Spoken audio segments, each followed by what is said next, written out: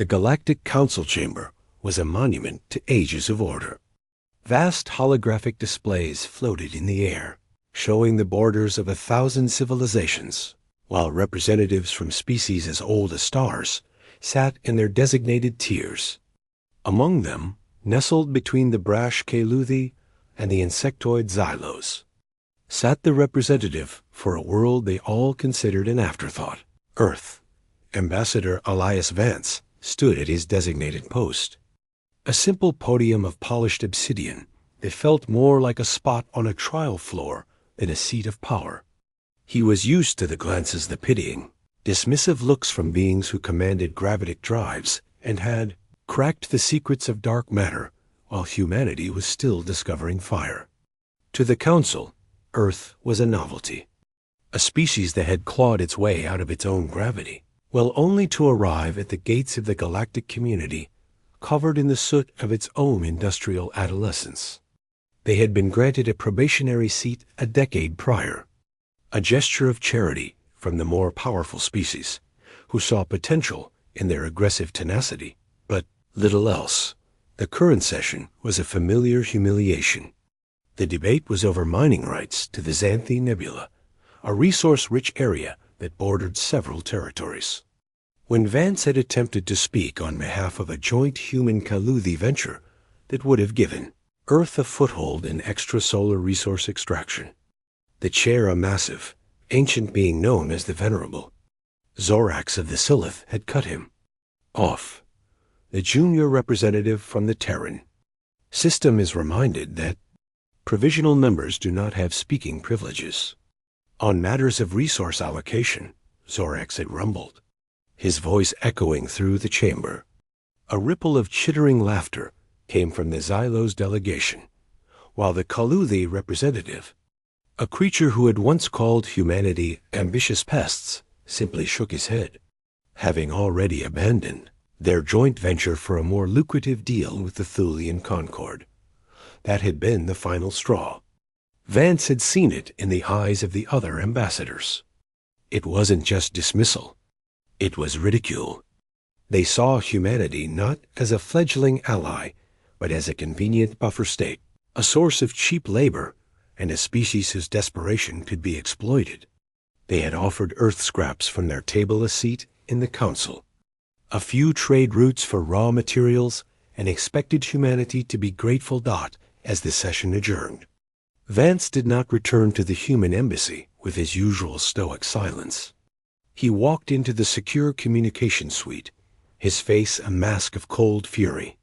The screen flickered to life, connecting him directly to the office of the Terran Prime in Geneva. The face that appeared was not that of a politician, but of a woman who had spent her life as a military strategist, Prime Minister Anya Volkov. "They've denied the speaking request," Vance said, his voice tight. "They've also formally recognized the Thulian claim to the Xanthi Nebula. Our foothold is gone." Volkov's expression was unreadable.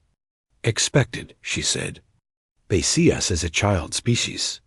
They expect us to tantrum and then comply." "What of the Keluthi?" "They've withdrawn their support for our joint FTL Comes-Array proposal.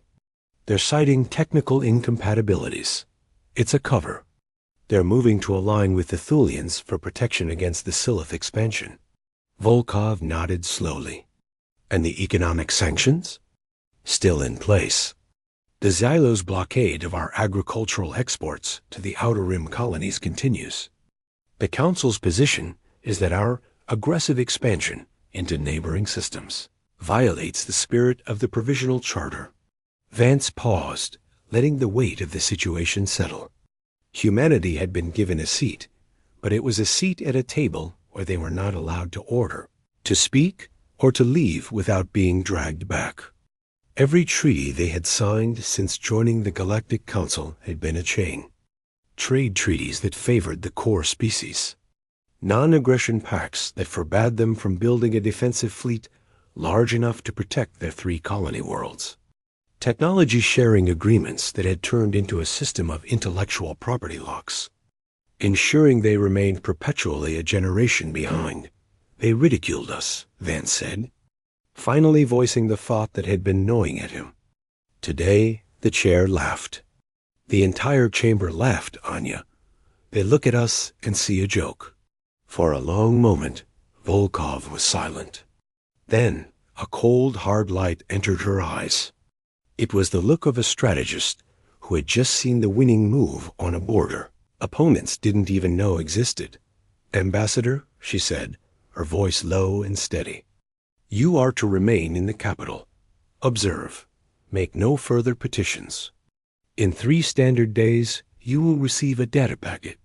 You will not open it. You will simply place it on the Council's central archive server, as if it were a routine administrative update. Can you do this? Vance felt a shiver run down his spine. What's in the packet? The final paperwork, Volkov said. For a treaty they never bothered to read. A treaty that says humanity will respect the sovereign borders and defensive capabilities of all Galactic Council members. He understood then. The ridicule had been the catalyst, but the foundation had been laid for years. While the Council had been laughing, humanity had been building. Not ships, not weapons in the conventional sense, but something far more insidious. They had poured their resources into a single focused project hidden in the Oort cloud, a project that exploited a loophole in the very physics the Council used to maintain their power.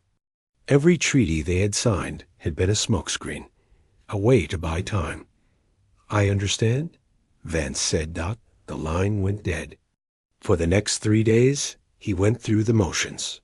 He attended the lavish receptions, enduring the condescending pats on the back from alien dignitaries who saw him as a curious relic. He watched the Kaluthi finalize their deal with the Thulians, and he watched the Xylos tighten their blockade. He smiled, nodded, and said nothing. On the 3rd day, as the Council convened to discuss a new measure that would further restrict human colonization efforts, Vance walked to the central archive terminal. With a steady hand, he inserted the data crystal he had received that morning. The system chimed its acceptance. The Phyla Simple, unassuming administrative update regarding Terran atmospheric output, was now embedded in the Council's core database. He returned to his podium, just as the venerable Zorax called the session to order. The first item on the agenda was the so-called Terran Containment Act. Ambassador Vance listened as the Silith representative laid out the case. Humanity was too volatile, too unpredictable, a risk to the stability of the sector. They needed to be confined to their home system, their fledgling navy dismantled, their colonies placed under the protection of a Silith-led peacekeeping force. The vote was called. Vance did not object. He simply stood there as one by one, the representatives of the 1,000 species that made up the Galactic Council raised their hands in favor. The Kaluthi, the Xylos, the Thulian Concord. All of them. The vote was unanimous. Zorax brought down his gavel. The Terran Containment Act is passed. Ambassador Vance, your species is hereby ordered to stand down all extrasolar assets and prepare for the arrival of Silith peacekeepers. Compliance is mandatory. For the first time in 10 years, Elias Vance smiled. It was not a warm smile. It was the smile of a man who had just seen the trap spring shut. I'm afraid, Vance said, his voice ringing clearly in the stunned silence, that such an action would be in direct violation of the treaty humanity signed with the Galactic Council. A chitter of confusion went through the chamber. Zorax leaned forward. You are in no position to invoke treaties, Terran. Your provisional status. I'm not invoking it, Vance interrupted, his voice gaining strength. I'm terminating it. The treaty we signed, the one that established the framework for our provisional membership, contains a clause. Section 12. Subsection 4. It states that any unilateral act of aggression or containment against a signatory by the Council or its members renders all associated security and technology sharing pacts null and void. Effective immediately. He pulled up the document on the chamber's main display. The alien representatives stared, confusion turning to alarm as they saw the words he had planted. They had never read it. Why would they? It was just a treaty with a backwater species. Zorax's voice boomed. That clause is archaic. It was never meant to be. It was meant to be exactly what it says, Vance said. And as of this moment, every treaty we signed is void. The non-aggression pacts, the technology locks, the trade restrictions, the naval limitations, all of it gone. He tapped his wrist communicator. Prime Minister, they voted unanimously for containment. Execute the protocol.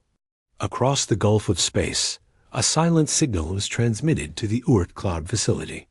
The hidden project, codenamed Prometheus, awakened. It was not a fleet of warships. It was a series of FTL Kunstjammers, so powerful they could create a localized bubble of silence across an entire sector. It was a network of automated shipyards built in secret. It began to churn out hulls. It was a planetary defense grid powered by a reactor design the Council had dismissed as theoretically impossible. It was every shackle they had placed on humanity, shattered in a single moment. The Council chamber erupted into chaos. Accusations flew. Threats were issued. But Vance stood unmoving. The ridicule was over. The time for treaties was over. Humanity had just declared that they would no longer be laughed at. And in the depths of their hidden shipyards, the first of the new Terran warships began to take shape, designed not for a seat at the table, but to flip the table entirely humanity had seeded throughout their home system over the past 5 years, disguised as asteroid mining probes, ACTIVATED in a cascading sequence. The result was a region of space where FTL communication became impossible, and more critically, where FTL travel itself became an unpredictable and deadly gamble. The Silith fleet found themselves trapped in normal space, their advanced drives sputtering uselessly as the very fabric of reality was twisted by human ingenuity. Admiral Thrax had faced many foes, but never one that had so thoroughly weaponized the void itself. He watched on his main viewer as a swarm of small, fast craft emerged from behind the system's 4th planet. They were not sleek, elegant warships like his own. They were utilitarian, blocky, and powered by fusion torches that spat radiation like a star gone rogue. They were, in a word, human. They are broadcasting on all frequencies, his communication officer reported. A note of disbelief in his voice. Put it through, Thrax ordered. The face that appeared was that of Admiral Aki Sato, commander of the Terran Defense Initiative. His expression was not one of rage or fear. It was the calm, focused look of an engineer who had just completed a complex project. Admiral Thrax of the Silith Hegemony, Sato said, you have entered the sovereign space of the Terran Republic. Your FTL capabilities have been neutralized. Your weapons systems are currently being targeted by 2,000 kinetic interceptor platforms positioned throughout this system. You will turn your ships around and return to your space using your sublight drives. The journey will take you approximately 3.4 of your years. I suggest you bring snacks. Thrax was apoplectic. This is an act of war. The Council voted to enslave my species. Sato cut him off, his voice hardening. That is an act of war. We are simply declining the invitation. You have 60 seconds to comply. The next 59 seconds were the longest of Thrax's long life. He calculated his options. Even with his superior firepower, he was a sitting duck. His ship's energy weapons required precise targeting data that the jamming was scrambling. Their shields were designed to deflect energy bolts, not the relativistic slugs the human kinetic platforms were designed to hurl.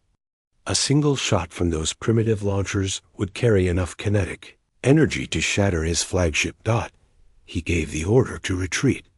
The Silith fleet, the pride of the hegemony, began its long, slow, humiliating sublight crawl back to their own territory.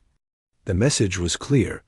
Humanity's house was no longer open for visitation, while the Silith were being turned back. The economic consequences of humanity's treaty withdrawal began to ripple across the galaxy. The Thulian Concord, which had so eagerly taken over the Xanthi Nebula mining rights, woke up to find their galactic trade network in shambles. For decades, they had relied on the cheap, efficient cargo haulers that humanity had been forced to lease to them as part of a development aid package. Those haulers were now sitting idle in human spaceports. The Thulians had laughed at the human merchant marine, calling them space mules. Now, without them, their high-tech economy began to sputter. Luxury goods rotted on warehouse planets. Industrial hubs went quiet for lack of raw materials. The Xylos, who had imposed the agricultural blockade, were hit even harder. They had assumed that by starving the human colonies, they could force compliance. They had not accounted for human resilience. The colonies, rather than surrendering, had doubled down. They had converted every available space into hydroponic farms. And they had done so using a genetically modified crop that the Xylos had dismissed as unstable. The crop was, in fact, exceptionally stable, and it thrived in the conditions the Xylos had thought would be inhospitable. The human colonies not only fed themselves, but began stockpiling surplus.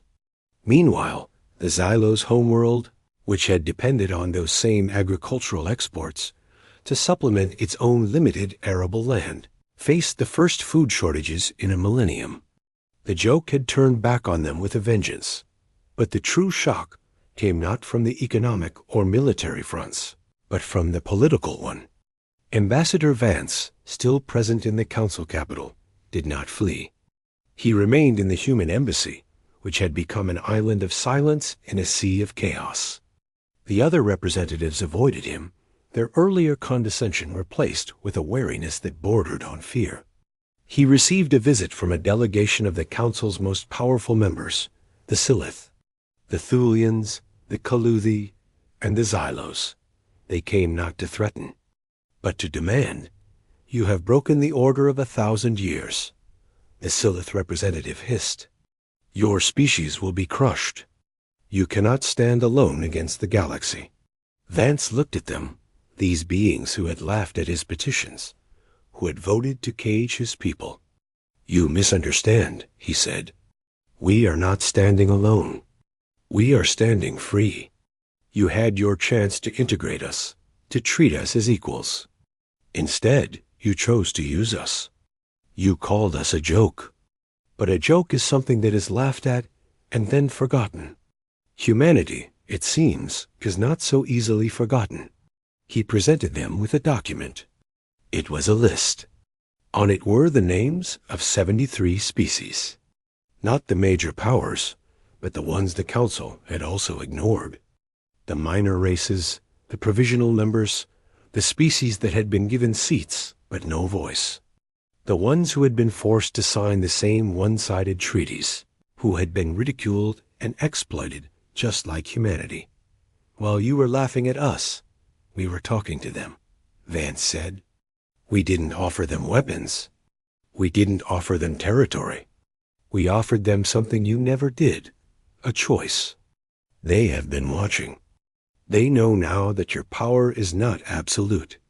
They know that a determined species, even a primitive one, can break your chains." He slid the document across the table. "That is the list of every minor species who has, in the last 48 hours, formally withdrawn from their treaties with the Galactic Council." The vote to contain humanity was unanimous, but the response to that vote is now equally unanimous. The representatives stared at the list. Some of the names they recognized as vassal states. Others were species they had dismissed as too insignificant to matter. Now all of them were free. The carefully constructed web of economic dependence, military protection, and political control that had defined the Council's power for millennia was unraveling before their eyes. The Kaluthi representative, the same one who had called humans pests, was the first to leave the meeting, his face a mask of dawning horror. He had been the one to broker the technology locks, to ensure humanity remained a generation behind. He now realized that those locks had been a gift. Forced to innovate on their own, without the crutch of purchased technology, humanity had developed in directions the Council had never imagined. They hadn't just caught up. They had found a new path entirely in the Terran system. The automated shipyards were now operating at full capacity. They were not building a massive armada. They were building a network. Relay stations, resupply depots, and defense platforms were being deployed, not just in human space, but in the territories of the 73 species who had joined their cause. The map of the galaxy was being redrawn. The lines of power were shifting. The Council had spent 1,000 years building a galaxy where they were the center, and everyone else was a spoke. Humanity had just shown all the spokes that they could form a new wheel of their own. The ridicule was over. The treaties were dead. And in their place, something far more dangerous to the old order was being born. The first embers of a new alliance, forged not in the halls of power, but in the shared memory of being told they were not good enough to sit at the table. The Thulian Concord fared even worse. Their high society, built on a foundation of imported luxuries and automated convenience, began to show cracks. The food shortages that had begun after the human agricultural embargo worsened. The Thulian elite, who had once dined on delicacies from 100 worlds, found themselves subsisting on synthetic nutrient paste. Their elegant cities, powered by energy grids that required constant maintenance from human-trained technicians, began to experience brownouts. The technicians, who had been treated as little more than servants, were now gone. Having returned to Earth to help build the new Alliance dot in the Council capital, the atmosphere was one of bewildered fury. The venerable Zorax, who had laughed at Ambassador Vance just weeks earlier, now presided over a chamber that was barely half full. The representatives of the minor species had simply stopped coming. They had withdrawn from the Council entirely, citing the same clause Vance had used. Their seats were empty, silent reminders of the power the Council had lost. Zorax convened an emergency session, the agenda of which was a single item: how to force humanity back into compliance. The debate was long and heated. The military factions among the Silith demanded a full-scale invasion, arguing that the humiliation of their admiral could only be avenged with fire and steel. The economic factions warned that the cost of such an invasion would bankrupt the hegemony. The Thulians, desperate for their luxuries, proposed a new set of treaties, more generous this time. To lure humanity back to the table dot, it was the Kaluthi representative who finally voiced the thought that was haunting them all. "We cannot force them," he said, his voice a whisper. "We cannot force them because they no longer need us. They have something we do not." He paused, his multifaceted eyes fixed on the empty seats. "They have allies who choose them, not subjects who obey out of fear, not vassals who trade autonomy for protection. Allies, equals. We have spent 1,000 years building a pyramid with ourselves at the top. They have spent a few weeks building a circle." The chamber fell silent. The truth of his words was undeniable. The human coalition was not a new empire. It was a network. Each member contributed what they could. The Xylos agricultural blockade had been broken not by human warships, but by a small, insectoid species from the outer rim who shared their advanced hydroponic techniques in exchange for protection. The FTL jammers that had stopped. The Silith fleet were powered by a crystalline energy source developed by a race the Council had dismissed as Stone Age primitives. Humanity had not conquered these species. They had empowered them. While the Council debated, the human coalition was consolidating. Prime Minister Volkov had not declared war on the Council. She had not needed to. She had simply declared independence for humanity and for any species that wanted it. The response had been overwhelming. The 73 initial signatories had grown to over 200 within a month. The map of the galaxy was no longer a neat hierarchy of power. It was a sprawling, chaotic web of mutual aid and shared defense. The turning point came not in a battle, but in a broadcast. The Silith, in a final act of desperation, had assembled a massive fleet, the largest since the Unification Wars, 1,000 years prior. It was a grand armada of 1,000 ships, designed to project overwhelming force and crush the upstart coalition in a single decisive blow. They sent a transmission to all human worlds, a final ultimatum: surrender or be annihilated. Prime Minister Volkov's response was not delivered from a military bunker or a flagship bridge. She stood in a simple field on Earth, surrounded by the representatives of the coalition species. Behind her, a makeshift monument had been erected. It was a piece of twisted metal, salvaged from the first human ship destroyed by a Council blockade a decade earlier. "Admiral, representatives of the Galactic Council," she said, her voice broadcast across the galaxy. "You ask us to surrender. You threaten us with annihilation. Let me be clear, we have already faced your annihilation. You annihilated our dignity when you laughed at us. You annihilated our future when you shackled us with your treaties. You annihilated our trust when you voted to cage us. And we survived." She gestured to the beings around her. "This is what we built from your annihilation. Not a fleet, not an empire, a family. You have 1,000 ships. We have 1,000 worlds that would rather die free than live under your protection. You have the largest armada in the galaxy.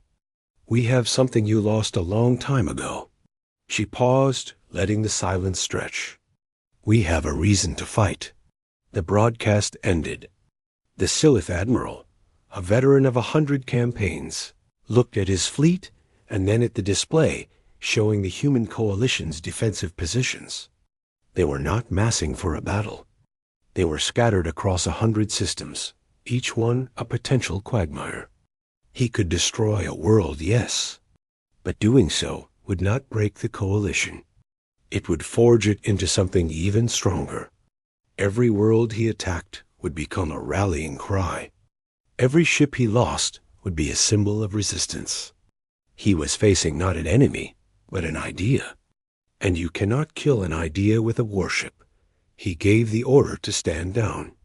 The Grand Armada, the Silith's final gambit, returned to its home ports without firing a single shot. The message was unmistakable. The old order had not just been challenged. It had been found wanting dot in the council chamber. The venerable Zorax sat alone. The other representatives had left, returning to their homeworlds to deal with the crumbling of their own empires. The empty seats seemed to mock him. He had laughed at the human, Elias Vance, and in doing so, he had laughed at the future. He had thought humanity was a joke. Now the joke was on him. The joke was on all of them.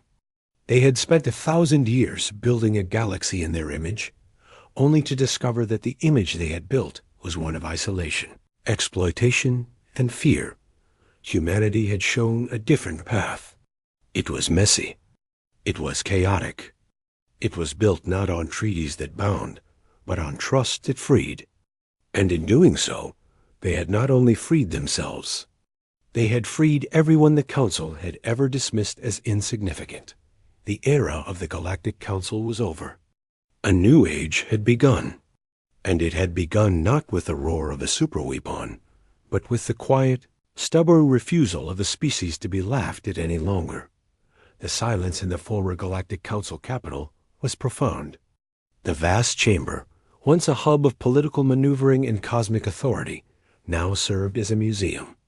Tourists from 100 species walked through its echoing halls, their footsteps a soft murmur against the polished floors. They stopped at the central podium, where a holographic display played on a loop. It showed a recording from the final session, the one where the venerable Zorax had laughed at the human ambassador. It was a reminder, the museum's placard explained, of the arrogance that had led to an empire's collapse. 50 years had passed since humanity ended every treaty.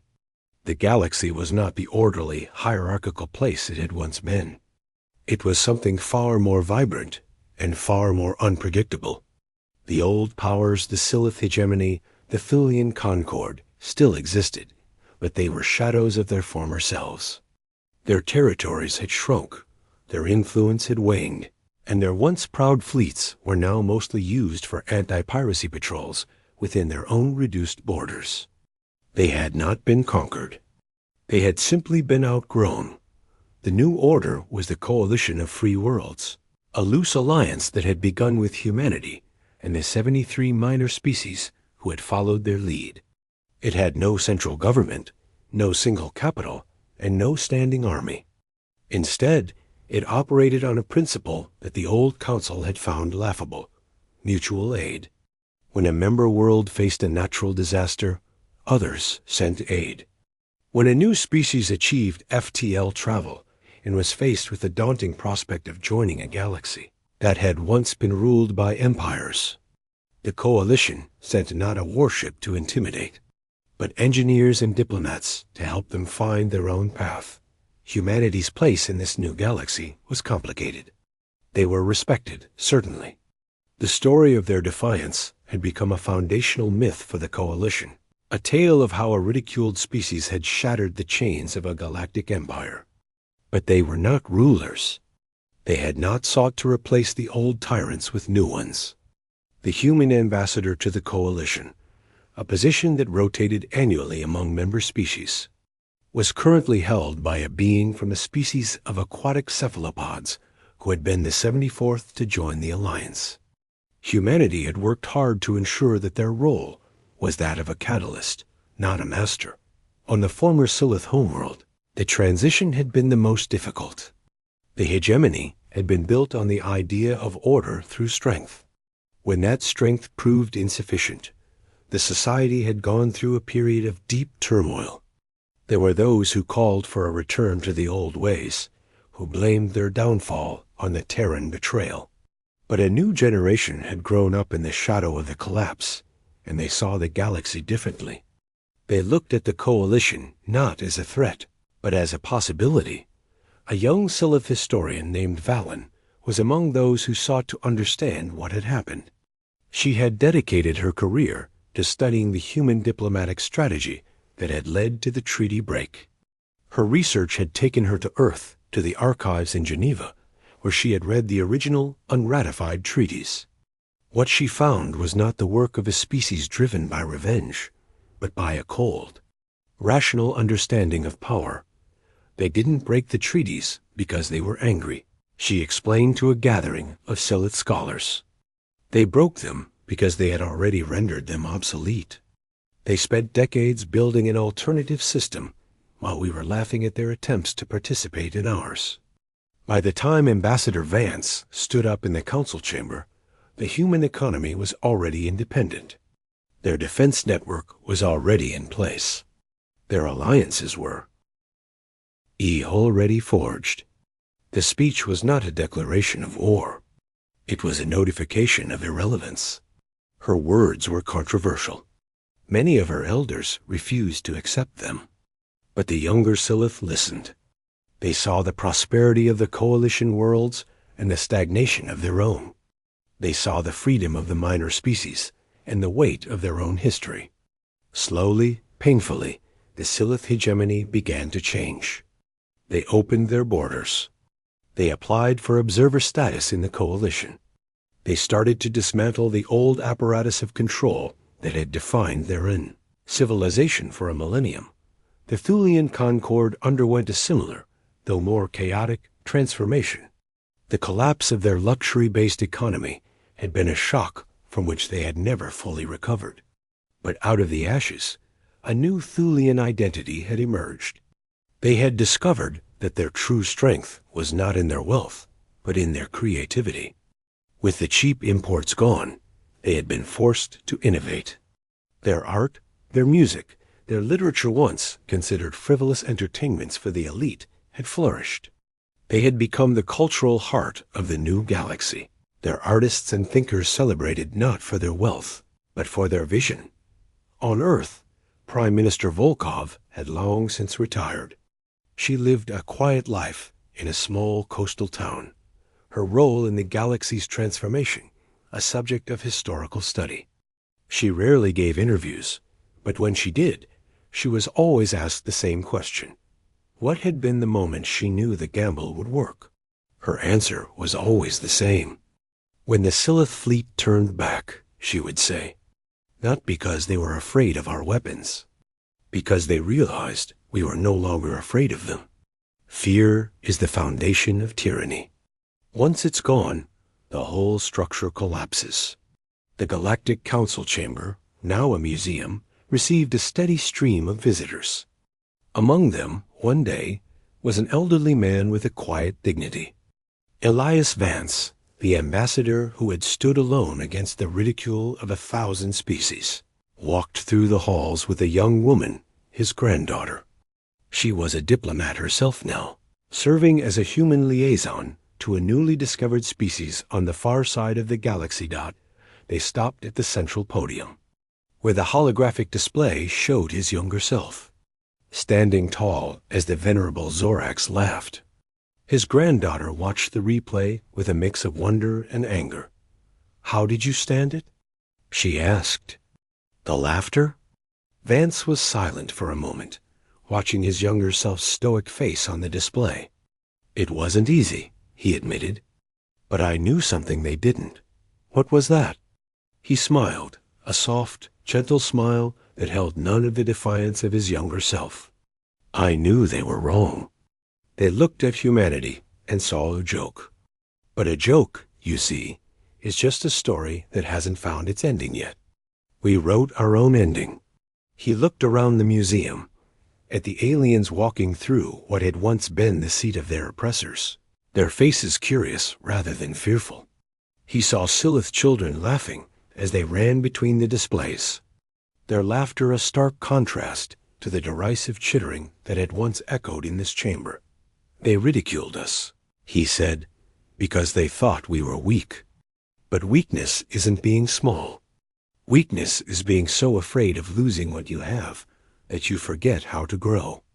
They had their treaties, their fleets, their grand empire, and they lost it all because they thought the only way to keep it was to keep others down.